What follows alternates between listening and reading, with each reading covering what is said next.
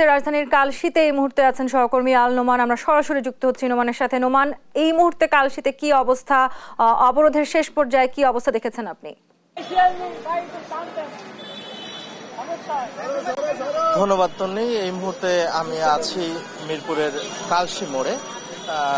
Autorickshaw বন্ধের প্রতিবাদে সকাল থেকেই মিরপুর জুড়ে আন্দোলন করছে অটোরিকশা কর্মীরা।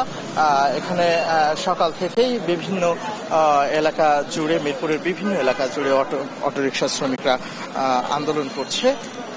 আমরা ব্যাটারি চালিত অটোরিকশার এই আন্দোলনের পরিপ্রেক্ষিতে বিকেল 4টার দিকে কালশী মোড়ে অবস্থিত ট্রাফিক পুলিশ বক্সে আগুন দেয় আন্দোলনকারীরা। দিনভর অটোরিকশা চালকদের সাথে পুলিশের ধাওয়া পাল্টা দেওয়ার ঘটনা ঘটে। পুলিশের সাথে সংঘর্ষে এখন পর্যন্ত 3 জন গুলিবিদ্ধ হয়েছে এবং 15 জন পুলিশ সদস্য আহত হয়েছে এবং একজনকে আটকের খবর পেয়েছি আমরা। স্থানীয় সংসদ সদস্য এক পর্যায়ে আন্দোলনকারীদের সাথে কথা বলেন এবং তাদের বিচ্ছিন্ন করে দেন। সন্ধ্যার পর থেকে এখানকার পরিস্থিতি স্বাভাবিক।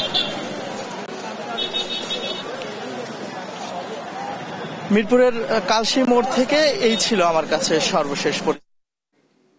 নোমান, আপনাকে ধন্যবাদ। দর্শক, রাজধানীর মিরপুরের কালশী থেকে অটোরিকশা চালকদের দিনভর সংঘর্ষের সবশেষ পরিস্থিতি জানাচ্ছিলেন আমাদের সহকর্মী আল নোমান।